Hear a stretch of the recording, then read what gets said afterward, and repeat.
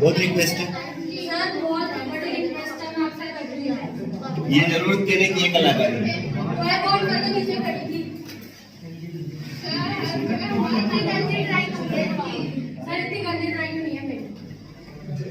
इससे भी गंदी है।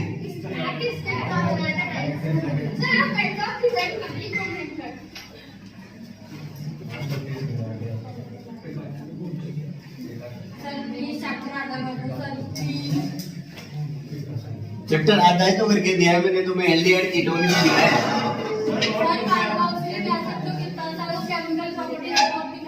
तो कार्बोक्सिलिक एसिड कहाँ दिया मैंने? चलो वो तो नहीं दिया, वो ऊपर केमिकल प्रॉपर्टीज मेरे को तो सर मेरे को कॉन्सेप्ट तो क्या बोलती है एक सब्जेक्ट की है सर से वो चेक करना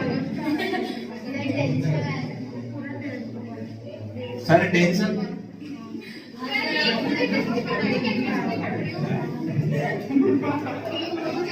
by hydrolysis of ester. Next method of preparation by hydrolysis of ester.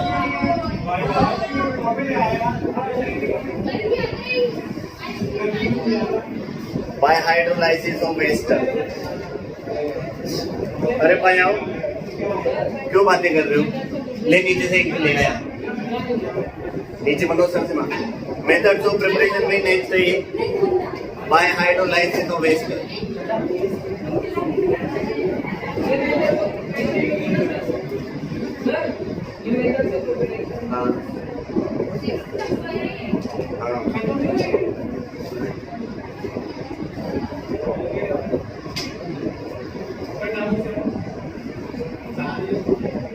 सात बजे फोर्थ निकल रहा है तेरे पंडित से।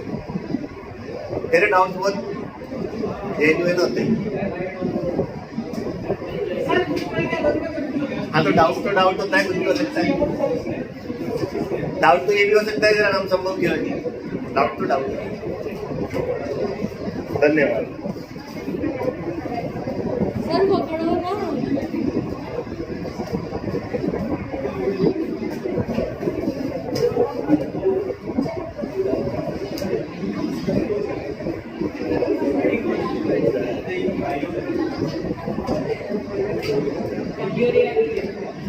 अरे बहुत टाइट है।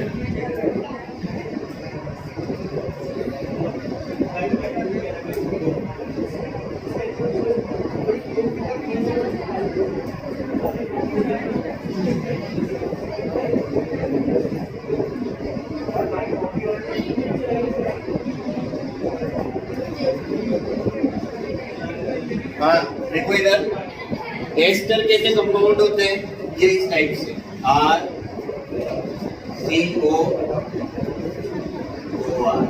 ये होते हैं एस्टर।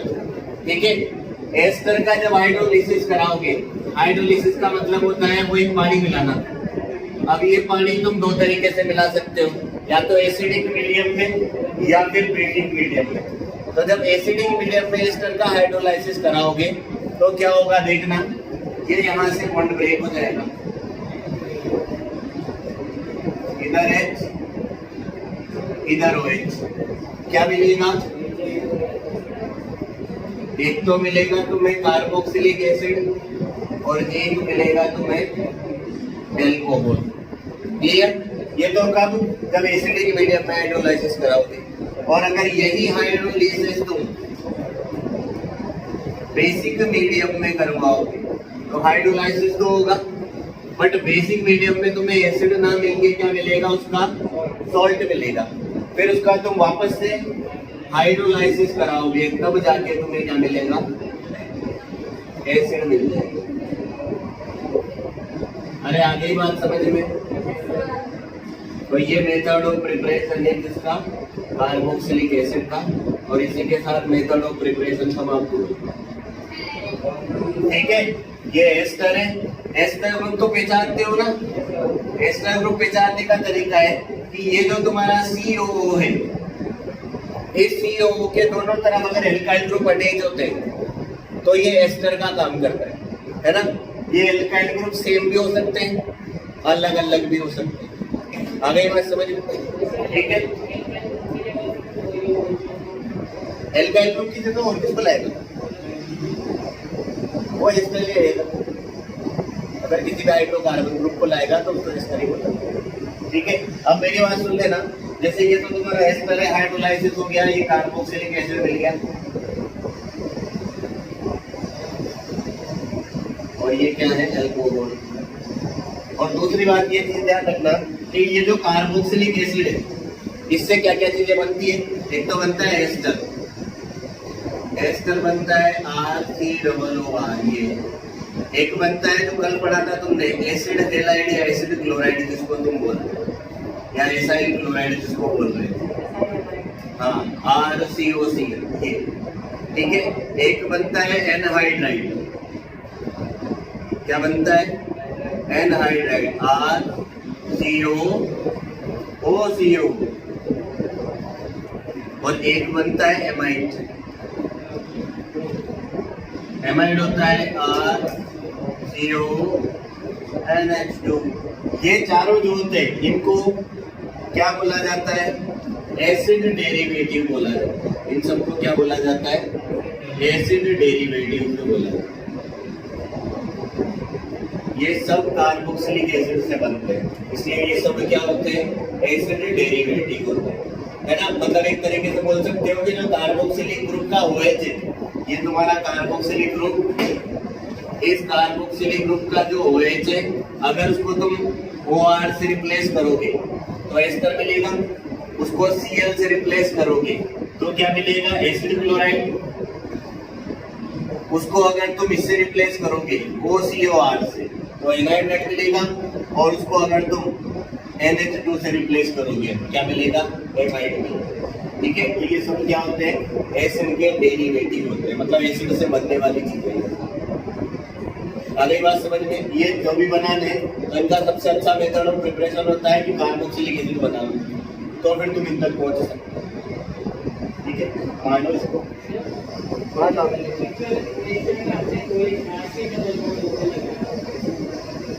इधर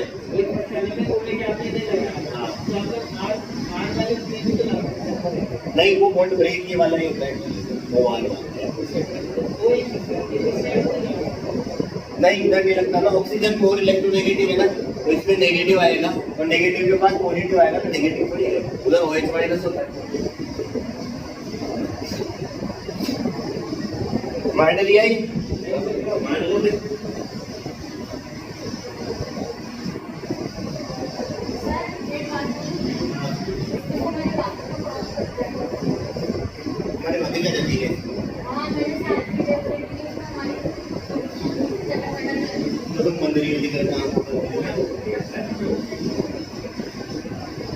देखो वो अपलोड हो जाती है, अपलोड होकर तुम तक पहुंच जाती है, ये अपने आप में बहुत बड़ी बात है। अब उसको देखो, सुनो, फिर उसमें कुछ एडिटिंग करो, इतना बस की बातें नहीं।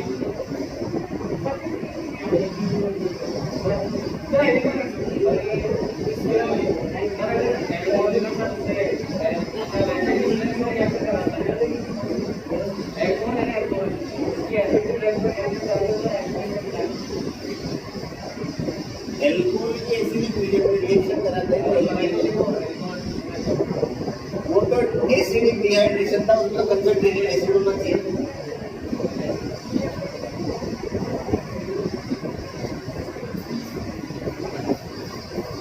मान लिया वो एसिड के डिहाइड्रेशन ऑफ एल्कोहल। हाँ, तो भी बोला क्या?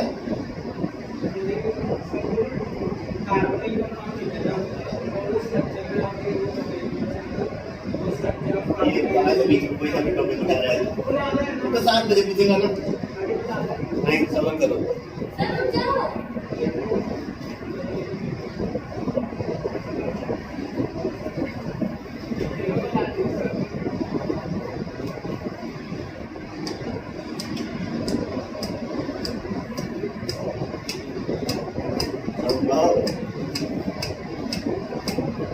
और बढ़िया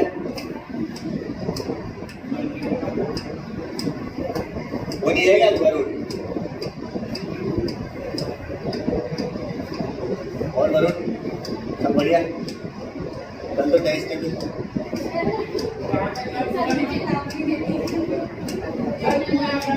हाँ, एल्डिहाइड कीटोन। कर दूं बेटा इसको साफ। इसके बाद में टॉपिक डाल लो केमिकल प्रॉपर्टीज। क्या टॉपिक डालोगे? Chemical properties. कौन सी properties? Chemical properties. Chemical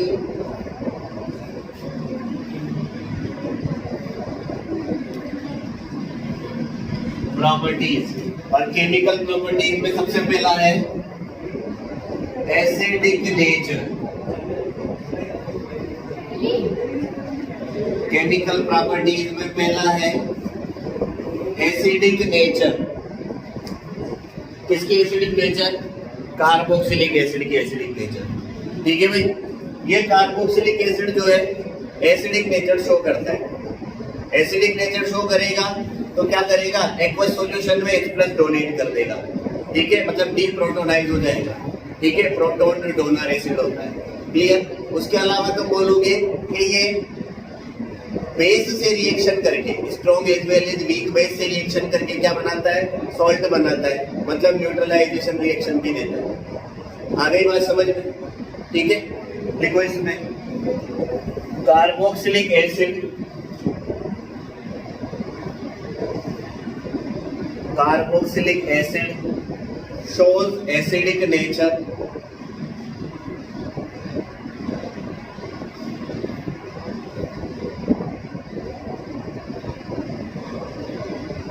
in aqueous solution. In aqueous solution, it easily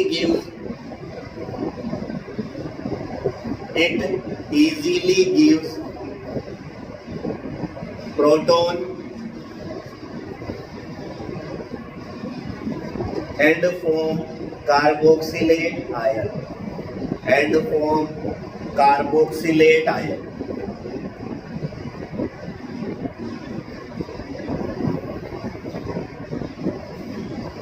well as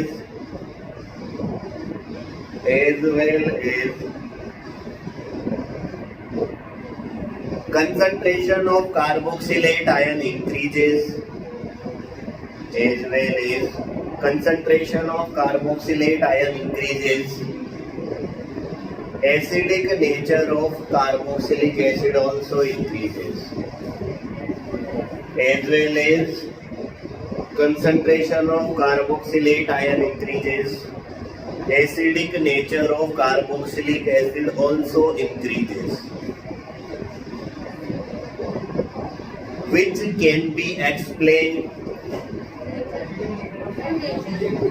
Acid also increases, which can be explained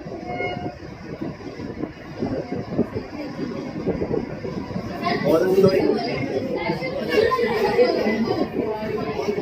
as well as concentration of carboxylate ion increases, acidic nature of carboxylic acid also increases,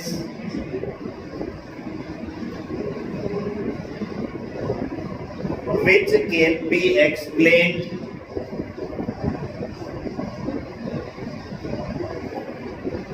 in terms of Ka,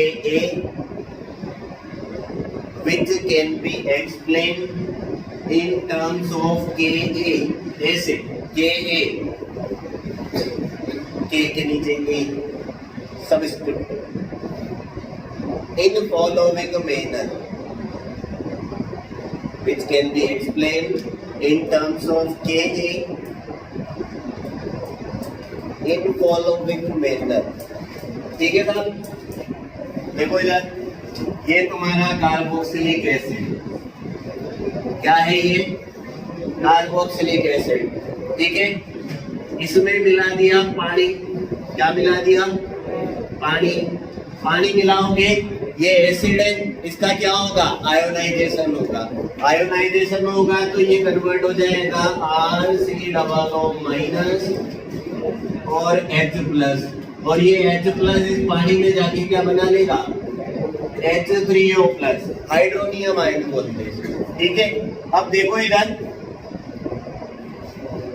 ये reversible है, इसका मतलब ऐसे याद कर रहा हूं, इसका मतलब ये है। ठीक है, कुछ नहीं कर रहा है ना, तो ये रिवर्सिबल है।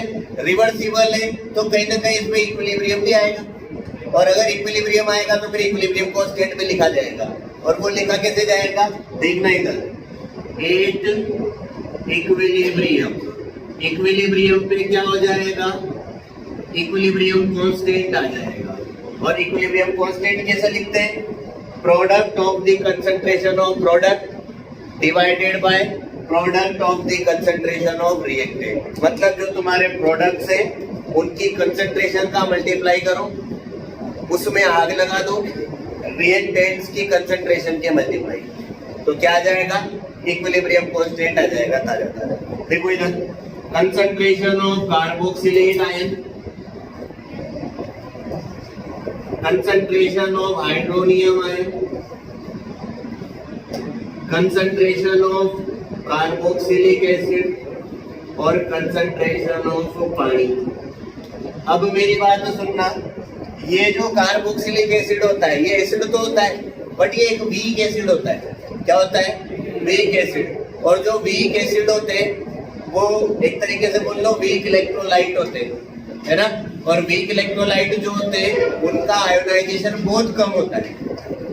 ठीक है, जो वीक इलेक्ट्रोलाइट होते हैं उनका आयोनाइजेशन क्या होता है, बहुत कम। अगर आयोनाइजेशन बहुत कम होगा तो ऐसे बोला जाएगा कि यहाँ पे ये जो पानी है, इस पानी की कंसंट्रेशन में कोई खास फर्क नहीं पड़ेगा। ठीक है, क्योंकि ये जो एसिड है ये तो बहुत कम आयोनाइज हो रहा है ना, तो बहुत कम वाटर कंज्यूम आ रहा है, मतलब मैक्सिमम वाटर तो क्या रहेगा, मेंटेन ही रहेगा। अगर मेंटेन रहेगा तो ये चीज कांस्टेंट रहेगी, और ये कांस्टेंट को जब इस कांस्टेंट से मल्टीप्लाई करूंगा तो एक नया कांस्टेंट आ जाएगा, उसको बोला जाता है के। यहाँ पे क्रॉस मल्टीप्लाई करोगे तो ये के से इंटू पानी बराबर ये इधर क्या हो जाएगा, RCOO माइनस और H3O प्लस, और नीचे हो जाएगा RCOO। ठीक है भाई, ये देखो Kc इक्विलिब्रियम कांस्टेंट है, पानी की कंसंट्रेशन भी यहाँ क्या होगी, कांस्टेंट होगी। तो कांस्टेंट से नया कांस्टेंट मल्टीप्लाई होगा तो एक और नया कांस्टेंट आ जाएगा, उसको बोलोगे तुम Ka। क्या बोलोगे, Ka। यहाँ Ka जो होता है इसको बोलते हैं एसिड डिसोसिएशन कांस्टेंट। क्या बोलते हैं, एसिड डिसोसिएशन कांस्टेंट। और इधर चल रहा है COO माइनस और H3O प्लस, और नीचे ही हो जाएगा RCOO। ठीक है भाई, अब यहाँ से क्या बोला जाता है, जिस एसिड के लिए Ka की वैल्यू ज्यादा होती है उस एसिड की एसिडिक नेचर ज्यादा होती है। ठीक है, और Ka की वैल्यू ज्यादा क्यों होगी, तो इस फॉर्मूला से तुम देख सकते हो, अगर कार्बोक्सिलेट आयन की कंसंट्रेशन बढ़ेगी या बोल लो H3O प्लस की कंसंट्रेशन बढ़ेगी तो Ka डायरेक्टली प्रोपोर्शनल है तो इसकी वैल्यू भी बढ़ेगी। तो फिर हम क्या बोल देंगे कि एसिड की एसिडिक नेचर भी बढ़ेगी। तो ऊपर जो मैंने लाइन बताई थी कि जैसे जैसे इन भाई साहब की कंसंट्रेशन बढ़ती है कार्बोक्सिलेट आयन की, वैसे वैसे कार्बोक्सिलिक एसिड की एसिडिक नेचर भी क्या होती जाती है, बढ़ती जाती है। आ गई बात समझ में। यहाँ पे ये जो Ka है, इस Ka को किसकी जगह लिखा तुमने, Ka is equal to Kc into concentration of पानी। आ गई बात समझ में। इस Ka को क्या बोला जाता है, एसिड डिसोसिएशन कांस्टेंट। क्या बोलते हैं, एसिड डिसोसिएशन कांस्टेंट। ठीक है, तो इस फॉर्मूला से पता चल रहा है कि जैसे जैसे कार्बोक्सिलेट आयन की कंसंट्रेशन बढ़ेगी वैसे वैसे ये बोला जा सकता है कि एसिड का प्रोटोनेशन, सॉरी डीप्रोटोनेशन ज्यादा से ज्यादा होगा, और वैसे वैसे उसकी क्या बढ़ेगी, एसिडिक नेचर बढ़ेगी। ठीक है साहब, मानो इसको याद है। अब तुम ये बोल सकते हो कि एसिड तो अपन ने पहले भी पढ़े थे, पहले नाटक क्यों नहीं किया, तो वो जहाँ पे बुक में जिसके लिए लिखा रहता है उसके हिसाब से नाटक कर लेते हैं।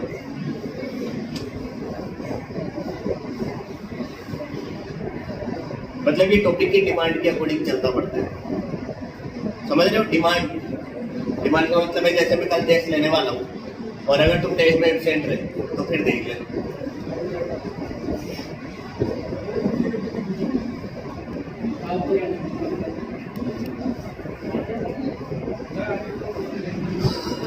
हाँ, जैसे मैं आगे आता हूँ ना पीछे ब्लर हो जाता है। फोकस मेरे पे क्यों है इसका? फोकस बोर्ड पे होना चाहिए ना, मैं इधर उधर जाता हूँ तो काला पड़ जाता है। मतलब आजकल के कैमरे भी कितने समझदारों के आते हैं ना, मास्टर को गोरा करके दिखाओ बस, यूनिक बोर्ड को गोरा करके। मैं इधर हट जाऊंगा तो काला पीला हो जाता है बेचारा। अब इसमें कोई वो ऐसे ऑटो फोकस कुछ होता है जो इसमें फोकस करे, मेरे पे नहीं करे। होता है क्या कोई ऐसा सेटिंग? तेरे फोन को तो आग लगा है, बकवास फोन, 1 नंबर का 2 नंबरी फोन।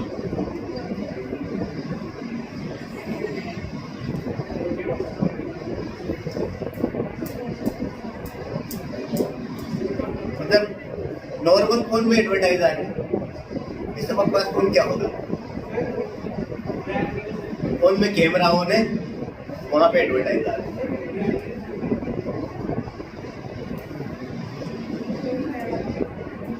मान लिया बेटा ये, अरे लिख ले इसको।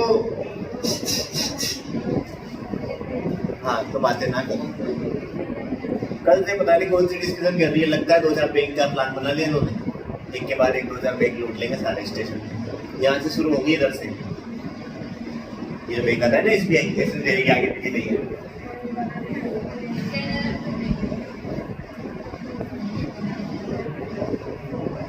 हो गया बेटा, ये इसके नीचे लिखो।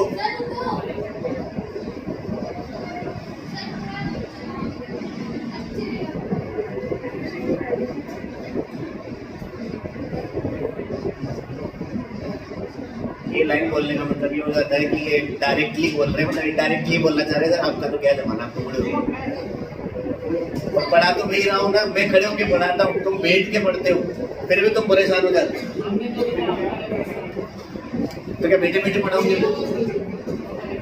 वो टीचर ही क्या जो कुर्सी से उठेगी?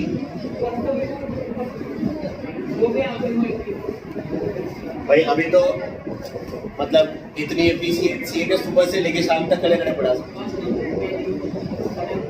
हो गया भाई ये?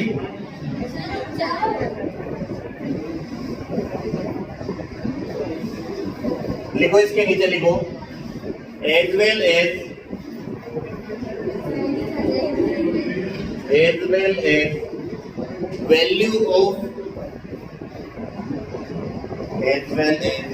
value of KA।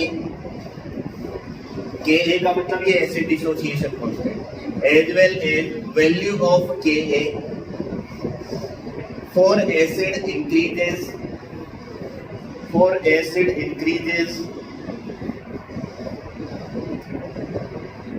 acidic nature also increases। Acidic nature also increases।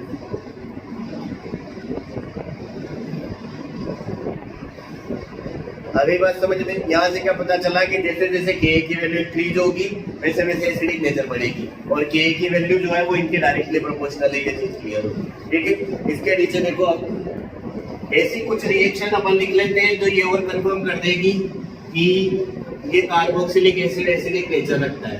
कौन सी रिएक्शन है? बहुत सारी रिएक्शन है जो मार्केट में अवेलेबल है। जैसे ये देखो RCOOH, क्या बोलते हो इसको? अरे अभी तो पढ़ा था तुमने, इसके साथ में लगा दिया तुमने NaOH। NaOH क्या होता है? स्ट्रॉन्ग बेस, ठीक है? ये स्ट्रॉन्ग बेस एसिड के साथ रिएक्शन करेगा, एसिड बेस रिएक्शन होगा, क्या बनेगा? सॉल्ट और पानी बनेगा। कैसे बनेगा? ऐसे बनेगा RCOONA प्लस पानी। अरे बनेगा, बोलो बनेगा। इसको बोलोगे तुम सोडियम कार्बोक्सिलेट। क्या बोलोगे? सोडियम कार्बोक्सिलेट या sodium salt of carboxylic acid, ठीक है? इसको तो मैं बता ही दूंगा, इसको पानी बोलते हैं। ये NaOH सोडियम हाइड्रोक्साइड और ये कार्बोक्सिलिक एसिड। दूसरा देखो, ये स्ट्रॉन्ग के साथ साथ वीक बेस से भी रिएक्शन कर लेता है। वीक बेस जैसे सोडियम कार्बोनेट, हमारा कपड़े धोने का सोडा जिसको बोलते हैं। तो ये सोडियम हाइड्रोक्साइड जो कि स्ट्रॉन्ग बेस से तो रिएक्शन कर ही रहा है, ये वीक बेस से भी रिएक्शन कर लेता है, और वीक बेस से रिएक्शन करके भी क्या बनाता है? सॉल्ट और वाटर बनाता है, जो क्या करता है? इसकी एसिडिक नेचर को कंफर्म करता है, ठीक है? ये यहाँ भी क्या बन जाएगा? सोडियम सॉल्ट बन जाएगा, पानी बन जाएगा और CO2 निकल जाएगा। ठीक है भाई, यहाँ भी क्या बन जाएगा, सॉल्ट बन जाएगा, पानी बन जाएगा और CO2 निकल जाएगा। ठीक है, इसको वापस से क्या बोलोगे, वही सोडियम कार्बोक्सिलेट और वो H2O और वो C। ठीक है, बढ़ा लो इसको, ये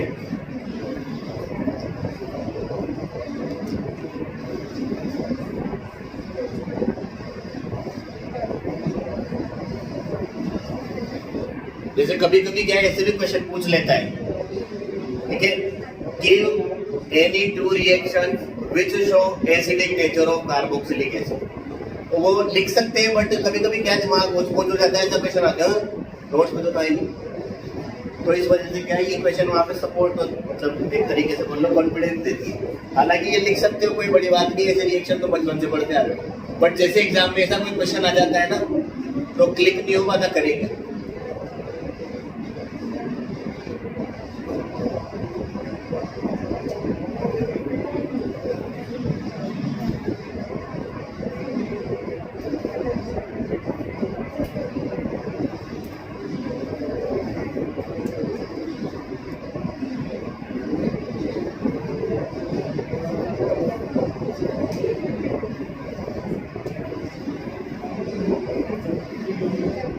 ठीक है भाई, अरे बोलो, इसके नीचे लिखो, अब इसके नीचे लिखो नोट,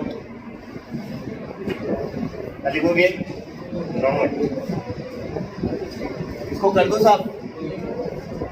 देखो अब तक जो अपन ने इसमें एसिडिक नेचर पर पढ़ा, उसमें से एक भी क्वेश्चन नहीं आएगा, क्वेश्चन यहां से है।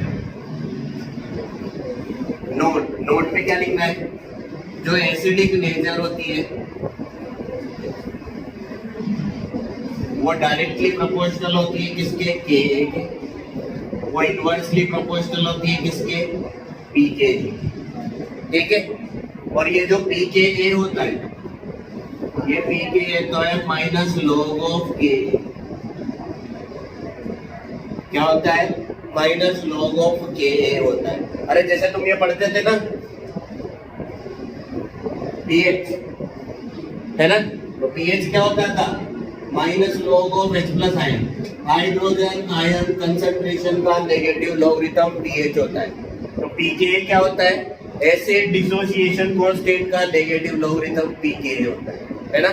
तुमसे क्वेश्चन ऐसे पूछेगा, दो चार अंक में दे देगा और क्या बोलेगा, arrange the following in increasing order of pK, in increasing order of Ka, इस तरीके से। तो वहां पे ये चीज ध्यान रखनी है, जो एसिडिक नेचर होती है वो Ka के डायरेक्टली प्रोपोर्शनल होती है। मतलब तुम्हें कुछ नहीं करना है ऐसे क्वेश्चन में, एसिडिक नेचर का ऑर्डर लिखना है। फिर अगर Ka का पूछेगा तो जो एसिडिक नेचर का ऑर्डर वही Ka का, और जो एसिडिक नेचर का ऑर्डर उसका इनवर्स Pka का हो जाएगा। ठीक है, तो ये थोड़ा सा रिलेशन ध्यान रखना। और इसके नीचे टॉपिक डाल लो,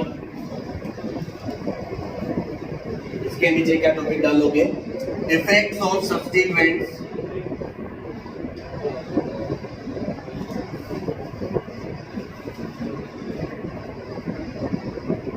on acidic nature।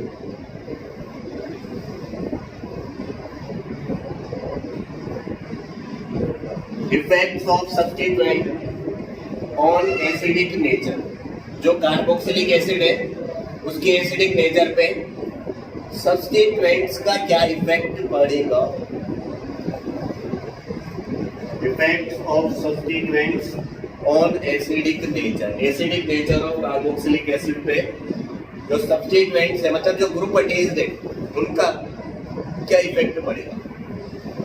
ठीक है, देखो इधर दो तरीके के ग्रुप होते हैं मार्केट में, कौन कौन से, एक तो होते हैं इलेक्ट्रॉन देने वाले, दान एक होते हैं इलेक्ट्रॉन लेने वाले। ठीक है, सेल्फ स्टोर। एक तो होते हैं इलेक्ट्रॉन रिलीजिंग ग्रुप, जो क्या करते हैं, इस तुम्हारे COOH को इलेक्ट्रॉन देगी। और एक होते हैं इलेक्ट्रॉन विड्रॉइंग ग्रुप, जो तुम्हारे इस COOH से इलेक्ट्रॉन को क्या कर लेंगे, उसका ले। ठीक है, दो टाइप के होते हैं, एक तो देने वाले और एक लेने वाले। अब फर्क क्या पड़ेगा देखो, बहुत आराम से समझ जाओगे। कोई भी एसिड की नेचर क्या होती है, H प्लस देने की। ठीक है, अभी तुमने पढ़ा कोई एसिड जितना अच्छा H प्लस देगा उतना ज्यादा H प्लस बनाएगा, उतना ज्यादा कार्बोक्सिलेट बनाएगा, उतनी ज्यादा उसकी एसिडिक नेचर होगी। ठीक है, अब मेरी बात सुनना, यहाँ पे क्या होता है, पहले इसको देखो, ये इलेक्ट्रॉन रिलीजिंग ग्रुप जो है ये इस कार्बन को इलेक्ट्रॉन दे रहे, बढ़िया फर्स्ट क्लास। तो ये कार्बन के पास इलेक्ट्रॉन जाता है, तो ये कार्बन क्या बोलता है, ऑक्सीजन को ले, इलेक्ट्रॉन ले ले, तो ये ऑक्सीजन को इलेक्ट्रॉन दे देता है। जैसे ही ऑक्सीजन को इलेक्ट्रॉन देता है, ये हाइड्रोजन को परेशान करना बंद कर देता है। अब तुम बोलोगे परेशान क्यों करेगा, क्योंकि ऑक्सीजन जो है वो शक्तिशाली आदमी है ना। ठीक है, ठेकेदार लोग, और ये क्या है, गरीब आदमियों को परेशान करते हैं इलेक्ट्रॉन लेने के लिए। तो ऑक्सीजन की इलेक्ट्रोनेगेटिविटी ज्यादा होती है, इस वजह से ये हाइड्रोजन से इलेक्ट्रॉन लेता है, इस वजह से तो ये H+ दे देता है। अब अगर इस ऑक्सीजन को इधर से बराबर इलेक्ट्रॉन मिल रहे हैं तो क्या ये H+ देगा, क्या नहीं देगा। अगर ये H+ नहीं देगा तो फिर इस एसिड की एसिडिक नेचर क्या हो जाएगी, कम हो जाएगी। तो कंक्लूजन क्या निकला कि अगर मान लो तुम्हारे कार्बोक्सिलिक एसिड पे ऐसे ग्रुप लगे हुए जो कैसे होते हैं, इलेक्ट्रॉन डोनेटिंग होते हैं। कैसे होते हैं, इलेक्ट्रॉन डोनेटिंग। तो इस केस में एसिडिक नेचर क्या हो जाएगी, डिक्रीज हो जाएगी। अरे बोलो, बात समझ में आई कि नहीं आई। ठीक है भाई, कोई भी एसिड जो होगा वो क्या करेगा, H+ देगा। जो जितना इजीली H+ देगा वो उतना अच्छा एसिड होगा। तो यहाँ H+ देने का रीजन क्या है, ये ऑक्सीजन इस हाइड्रोजन को परेशान करता है, तो इस वजह से बात करते हैं। अब अगर ऑक्सीजन परेशान नहीं करेगा तो ये यहाँ बैठा रहेगा, और उसका रीजन क्या है, इधर से इलेक्ट्रॉन मिल रहे हैं बराबर, तो ये हाइड्रोजन के इलेक्ट्रॉन नहीं लेता है, तो बैठा मतलब H+ नहीं देगा, तो एसिडिक नेचर कम। और इसके केस में देखो, ये इलेक्ट्रॉन विड्रॉइंग ग्रुप है, ये इस कार्बन से इलेक्ट्रॉन खा रहे, तो कार्बन गरीब आदमी हो रहा है, तो ये कार्बन किसको परेशान करता है, ऑक्सीजन को। तो ऑक्सीजन क्या करता है, हाइड्रोजन को धक्का देके निकाल देता है। जितने ज्यादा ये इलेक्ट्रॉन खाएंगे उतना जल्दी हाइड्रोजन को धक्का देगा, मतलब उतनी ज्यादा क्या हो जाएगी, एसिडिक नेचर। तो दूसरा रीजन क्या निकला अपना, कि अगर मान लो कार्बोक्सिलिक एसिड पे इलेक्ट्रॉन विड्रॉइंग ग्रुप प्रेजेंट है, तो ये क्या करते हैं, एसिडिक नेचर को बढ़ा देते हैं। अरे बोलो भाई, कोई ऐसा बालक जिसको समझ में नहीं आया हो। तो मेनली तुम्हें दो चीजें ध्यान रखनी है कि अगर कार्बोक्सिलिक एसिड से ऐसे ग्रुप अटैच होते हैं जो इलेक्ट्रॉन डोनेट करने की नेचर रखते हैं, ठीक है, तो वो एसिडिक नेचर को कम करेंगे। और अगर इलेक्ट्रॉन विड्रॉ करने वाले ग्रुप आ गए तो फिर वो क्या करेंगे, एसिडिक नेचर को बढ़ा देंगे। क्लियर। अब जैसे मैं कुछ ग्रुप लिखता हूँ यहाँ पे, क्या हुआ, कुछ ग्रुप लिखता हूँ जिनका इलेक्ट्रॉन विड्रॉइंग नेचर लिखेंगे अपन। क्या लिखेंगे देखना, फिनाइल अगर अटैच होता है तो फिनाइल की इलेक्ट्रॉन विड्रॉइंग नेचर सबसे कम होती है। इससे ज्यादा होती है आयोडीन की, इससे ज्यादा होती है ब्रोमीन की, इससे ज्यादा होती है क्लोरीन, फिर फ्लोरीन, फिर Cn, NO2 और CF की। ये क्या है, इलेक्ट्रॉन विड्रॉइंग नेचर का इंक्रीजिंग ऑर्डर है। मतलब अगर तुम्हें इनमें से कोई ग्रुप अटैच मिल जाए तो ये ऑर्डर तुम्हें ध्यान रखना है। जैसे CF3 की इलेक्ट्रॉन विड्रॉ करने की नेचर सबसे ज्यादा है, तो अगर मान लो एसिड से कौन जुड़ रहा है, CF3 जुड़ रहा है, तो फिर उसकी एसिडिक नेचर सबसे ज्यादा। अगर NO2 जुड़ा हुआ है तो एसिडिक नेचर बाकियों से तो ज्यादा होगी, पर CF3 से क्या होगी, कम होगी। अगर ये जुड़ा है तो एसिडिक नेचर और कम और कम। चलो ठीक है, तो ये किसका ऑर्डर है, इंक्रीजिंग ऑर्डर ऑफ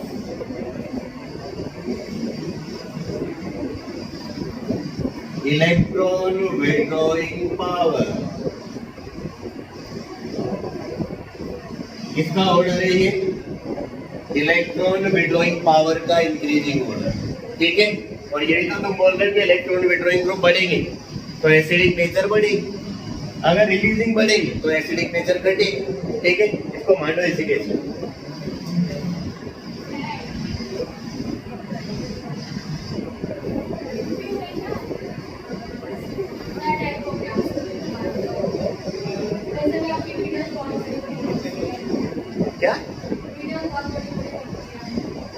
बढ़िया है ना?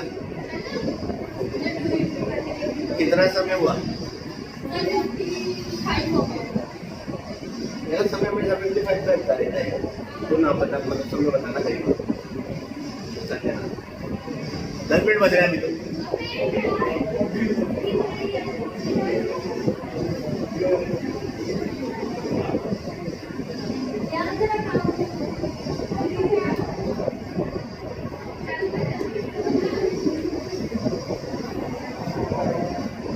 क्या होना है नीचे?